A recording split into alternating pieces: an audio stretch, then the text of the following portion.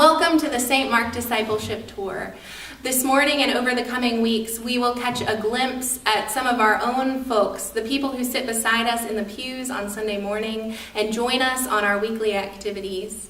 As together we figure out what it means to be disciples in the world today. None of us have it exactly figured out what it means to live as disciples of the risen Christ, but we're all seeking to live faithfully in the world today. I live out my discipleship by helping others help themselves.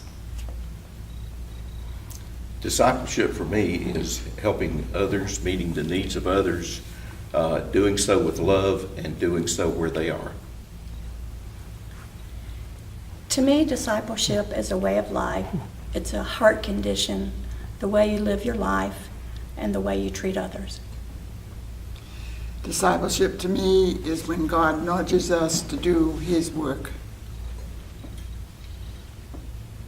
Discipleship, it's really tough. I think I'm going to pass. I wanted to find a way to help people in their health and fitness. Discipleship to me is following a teacher, and so when you're a disciple of Christ, you follow the teachings of Christ. WWJD. I try to follow what would Jesus do in every situation. I can't say that I really know what discipleship is, but I know that I'm called to help people feel more welcome in the church. I think of as a disciple as a learner, a lifelong learner. And I find I learn the most when I'm most open to listening to other people. So as you've heard, there isn't just one single definition of what it means to be a disciple. We each embody different characteristics, and we each live out our discipleship in different ways in the world. And together we make up the full body of Christ. Over the coming weeks, we're going to seek to come alongside some of our own St. Mark folks and to try to catch them in the act of discipleship as we come together on our tour of St. Mark Discipleship.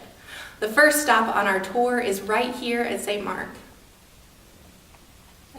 Thanks, Pastor Shauna. And we're going to have our first interview right here in the St. Mark Youth Center. I've got Susan Ross with me. Susan teaches a class in Eccentrics. Susan, what is that and what are you doing here? Well, thanks for asking. Eccentrics was an opportunity for me to bring a fitness program to the St. Mark's member and the community. How did you get involved in something like that? For me, it was a personal decision a couple of years ago to become more active in my health, diet-wise, and my fitness activity.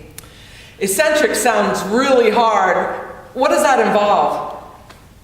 Well, it'll take me a long time to explain what exactly it means and where it came from, but it is a program that is combination of Pilates, ballet, and Tai Chi. Can you explain how that relates to church, why you're teaching a class like this in a church? For me, it was a connection with a scripture in 2 Corinthians 4:7 that talked about our bodies being jars of clay. Am I allowed to ask you how much weight you've lost on this program? 55 pounds since January of 2015. Wow, that's great. When are your classes? I think I will come. Thursday night, 6:30, St. Mark Youth Center. That sounds great. Share it. Susan, thanks for sharing with us. Thanks for asking. We're here in the St. Mark Youth Center. We're going to look at an eccentrics class taught by Susan Ross. It looks really exciting, so I'm going to join in. About balance. Good days, bad days, everybody's different. One more. Woo, the air's on, right? All right. We're going to move into our shoulder blast, we call it. So I'm going to turn to the side. We'll all stay facing front. So, all right, you might hear the music, you might not. So, hip width apart your feet, knees slightly bent. I want your shoulders and your hips and your knees stacked over each other. Lift up your shoulders and pull your pelvis in. So we call this a pelvic tilt. This is protect our lower back. Shoulders are up. Put your hands on your shoulders And now I want you to just sweep your arms back as high up as you can behind you. Pelvic tilt, pull forward, resist through the air. Hands back to back. And bring those hands down and turn back towards you. Gripping your hands together right in front of your collarbone. I want you to resist and pull. Hands pulling away from each other. Tension, resist, release and relax it. Press through the air, press away. Hands facing each other, abs are in, lift up, reach up for the ceiling. Hands as straight as you can, arms by your ears. Right arm, reach up. Reach for the ceiling. And release and relax, release those shoulders. Try to Wow, that was great, but I'm really tired. With your rib cage. It was great. Awesome. Thank you, Susan. Love you. Thank you, Susan. Good to see you. Nice to meet you. Thank you. Bye. See you Sunday night. Yes, looking forward to it. See you Sunday. Call us if we need to talk. Hey, how'd it go, Jane? Oh, it was great. Thanks for inviting us to your class. I had such a great time. Thanks for coming. coming. And I really appreciate your passion for this, and we appreciate you doing this at our church. And now you won't believe where I'm going next. Good luck.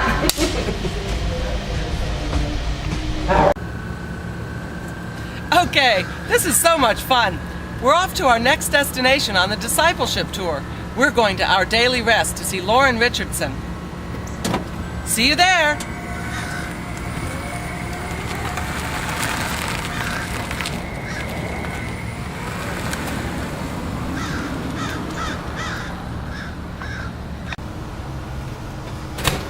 Our next stop. Well, hey, hi, Jack, Frank. what are you doing here? Hey. Good to see you. Hi, we're on our discipleship tour. We came to talk to Lauren Richardson. What are you doing here? Well, I brought salad over for dinner tonight that the ladies from St. Mark are preparing, so I have to bring the salad by. Well, thank you for doing that. We appreciate it. It's good to see you again. See you Sunday. Thank you.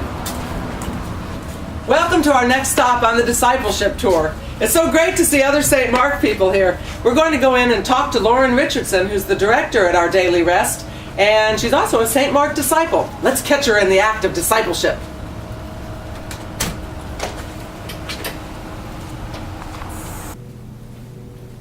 Hi Jane, how are you today? Hi Lauren, I'm great. Good. Thanks for letting us come and visit you here at Our Daily Rest. Glad to have you. Will you tell us a little bit about Our Daily Rest and what you do here? Sure.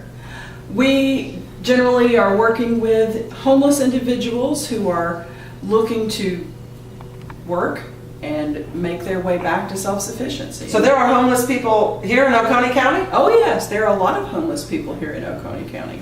Not all of them come here, but we do have a lot. And what kinds of folks are you able to help? We're able to help people who are willing to work and who want to get themselves back in order and stable. How long do they stay here? They can stay here for 60 days up to about 6 months, depending on how they're doing with their program.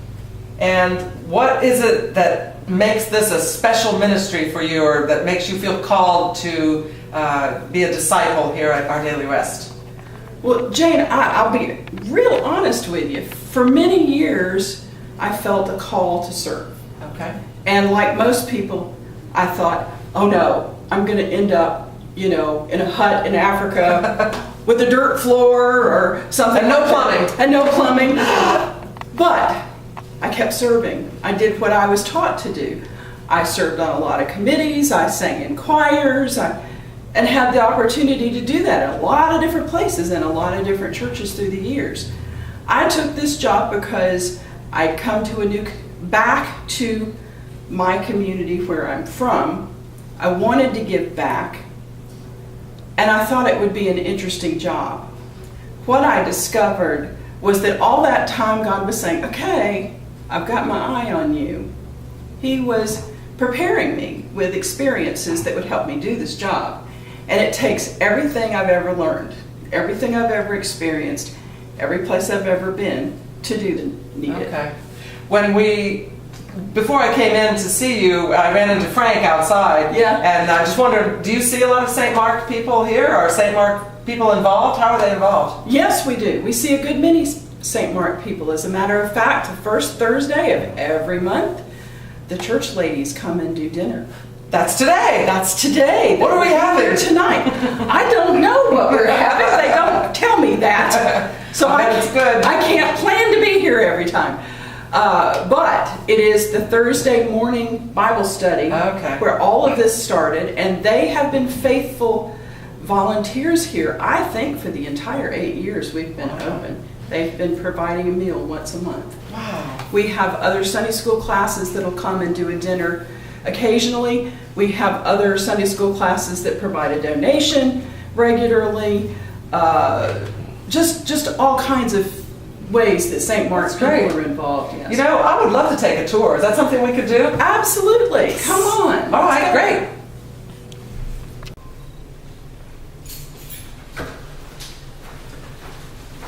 So this is the women's side. And we have 5 rooms with 15 beds on the women's side where women and children can come and live while they're working their way back to independence. Okay.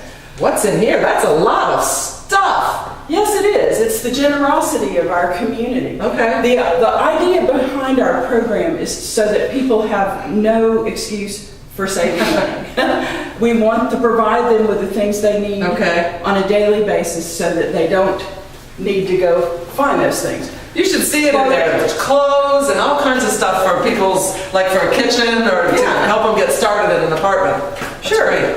So we have a custodian's closet because one of the things they do here is chores. Okay. They all help keep the house. We have laundry facilities so that they can do their laundry. And if you'll notice, there is no coin-op on those particular units. So that's all included. That's all included. Okay.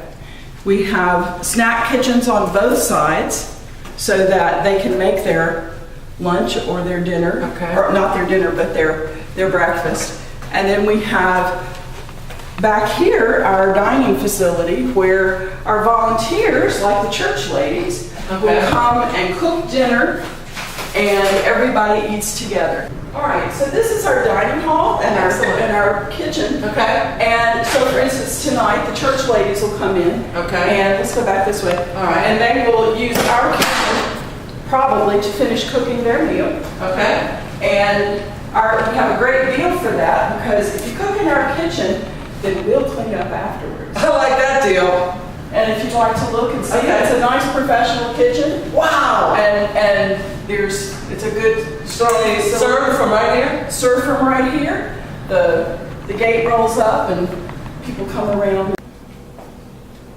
We're back in the women's interest, and Lauren, I noticed that there's a volunteer sign-in sheet. Do you have volunteers other than the dinner volunteers? You betcha. We always have a need for volunteers of one sort or another. Okay, so that's a way that St. Mark people could be involved. Yes. Listen, before I go, can you tell us some success stories of people who have graduated from your program? Yes, I'm always glad to talk about that. Let me say first, this year alone, we've already had 101 individuals in our program. 20 of those were children. Okay. And of the 80 remaining, there's about 19 in the shelter right now. Okay. So of the 60 remaining, we will have had 49 graduates by tomorrow. And what does that mean to graduate? To graduate means either you're going to be reunited with your family. Okay. Or you've been able to secure a place to live on your own and that you can sustain that. Okay. And then we take some of those lovely donations people have given us, like furniture and things like that, and we help them have a home. So do you actually store furniture somewhere? We do. Okay. And if somebody needs help getting set up in an apartment, then they don't have the expense of buying everything. That's right. Okay, that's right. Great. Now, as to success stories, one of my very favorites, a gentleman named Steve, not his real name, it's okay. He was removed from his home and his children by DSS, because of a choice he made. It's okay. He was here last fall and he hit the ground running. He was so hurt that he had made such a mistake. Right. He worked and he worked and he worked and he got housing again, and he, in the meantime, paid for his mother-in-law's funeral. And Christmas Eve, they finally told him he could go. Oh, what a great Christmas present. It really, I mean, you have no idea. The look on his face, yeah. the joy Yes. of the whole family was just amazing. Another young lady who was here just recently, actually was here less than 60 days. Okay. And she moved out last week and was able to get a good job and to save her money while she was here. And so she went ahead and moved out because she knew she would be able to sustain that. Do you ever get to see those folks, let's say a year down the road or 6 months down the road, see how they're doing? Yes, I do. It's like, I'm sure a teacher has this experience when their students come back to see them. But every now and then they'll knock on the door, or they'll see me in town somewhere, or they'll call. Okay. Miss Lauren, guess what I'm doing now? I got a house. You know, I got my kids back. I got married. You know, all those kinds of things. And that makes it all worthwhile. It does. It really does. Well, Lauren, we've got to go, but I really appreciate you sharing our daily rest with us, and I hope to see you soon. Well, me too. Thank you, Jane. Bye. Bye-bye. As you have seen, embodying discipleship takes a variety of forms. Hearing in both Susan and Lauren's stories, they took things that they were passionate about, areas that they saw as needs in the world, and combined their unique gifts. They took those things that give them life and joy and used them for the service of God in the world. And that's truly what it means to live out our discipleship. I hope today you will begin thinking about the ways that you do this in your daily lives, and look forward to the coming weeks in which we will continue catching our own St. Mark folks in the acts of being disciples in the world.